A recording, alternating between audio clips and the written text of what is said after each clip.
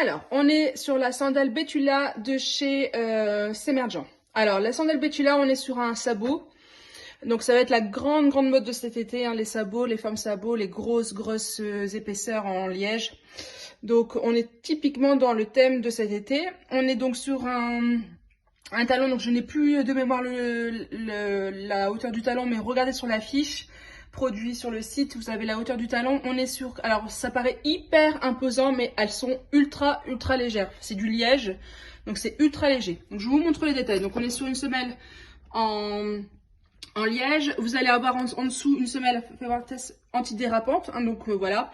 Au niveau, vous êtes sur une semelle bien épais, hein, sur un talon bien épais, donc au niveau de la stabilité, aucun souci. Même les débutantes, vous pouvez les mettre, il n'y a pas de souci. Surtout que vous avez un gros plateau, donc vous n'avez pas un gros dénivelé, enfin une grosse cambrure. Je vous mets tout sur la fiche produit, donc regardez bien la fiche produit à ce niveau-là. Au niveau des détails, vous avez ici donc des petits clous dorés avec une bande de cuir qui relève en fait le raffia qui est ici.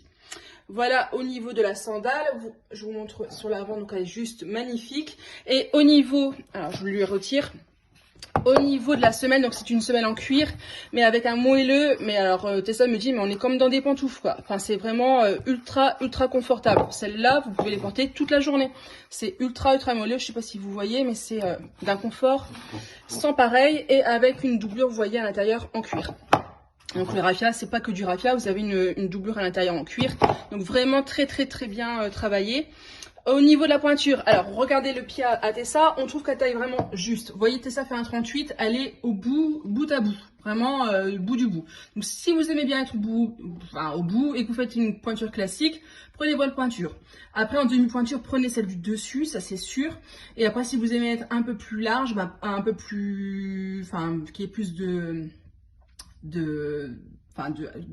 d'espace, voilà, vous prenez la pointure au-dessus de la vôtre, pas de souci, ça passe large. Et au niveau des pieds, je suis désolée pour les pieds forts, mais les pieds forts ça passe pas, hein. C'est pieds fins et pieds normaux, pas de pieds forts là-dessus, enfin de pieds larges du moins, parce que voilà, mais elles sont juste magnifiques.